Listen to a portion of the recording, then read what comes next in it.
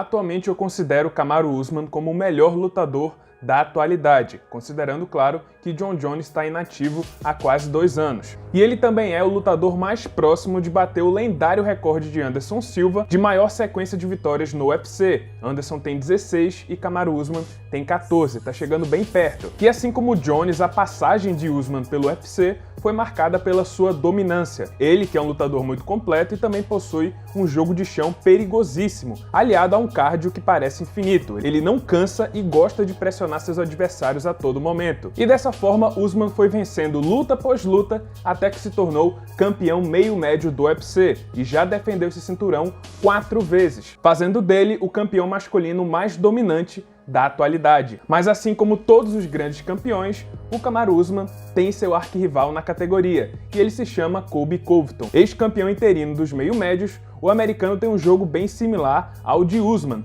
tem um cardio infinito e pressiona bastante no wrestling. A grande diferença, no entanto, é na parte em pé. Enquanto o Usman tem uma trocação voltada para os golpes singulares e potentes, o Covington possui um volume absurdo de golpes. Em seu duelo contra Robbie Lawler, por exemplo, ele chegou a desferir quase 600 golpes durante 25 minutos. O interessante é que quando eles se enfrentaram em dezembro de 2019, os dois eram tão igualmente bons no chão que resolveram focar na luta em pé. E isso resultou em uma das melhores e mais acirradas lutas dos últimos tempos, e certamente o duelo que Usman mais sofreu em toda a sua carreira. Para vocês terem noção, esse era o placar oficial da luta antes de prosseguir para o 5º e último round. Só que as coisas começaram a mudar quando Usman acertou um soco potente que quebrou a mandíbula de Covington, e apesar do americano ter continuado a luta e até vencer um round com a mandíbula quebrada, uma hora ou outra, outro golpe ia entrar naquela região e o Covington ia acabar cedendo.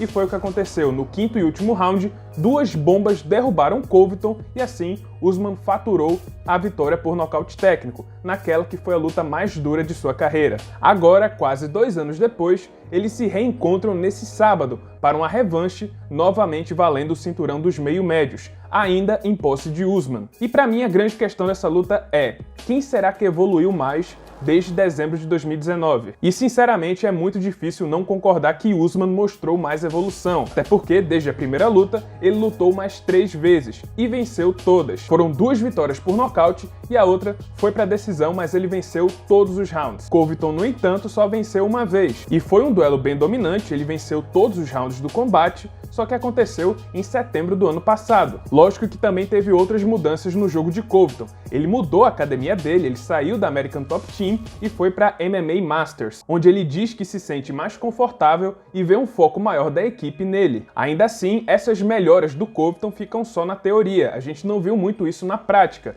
diferente do Kamaru Usman. O campeão melhorou muito na luta em pé, tanto que nos 2 últimos combates ele nocauteou Gilbert Durinho e Jorge Masvidal. Foi o primeiro a apagar o Masvidal em toda a sua carreira, que tem mais de 50 lutas. E por causa dessa melhora no jogo da trocação, eu acredito que Usman vai entrar nessa revanche focando na luta em pé. Já o Covington, eu acredito que ele vai tentar mesclar as ações com a luta agarrada, mas acho que não vai obter muito sucesso, até porque o Usman nunca foi quedado em toda a sua carreira. Ele tem uma taxa de defesa de quedas de 100%. Sendo assim, uma hora ou outra eu acho que o Covington vai virar striker também. E em um novo duelo de trocação, eu acredito que o Kamaru Usman, pelo que ele mostrou, a evolução que ele mostrou nas últimas lutas, acho que ele é novamente o favorito. Meu palpite é na vitória de Kamaru Usman, mas eu aviso vocês, não subestimem Colby Covington. Não é à toa que ele foi o maior desafio de Usman e pode acabar surpreendendo o nigeriano de alguma forma. E digo mais, Usman e Covington estão muitos passos à frente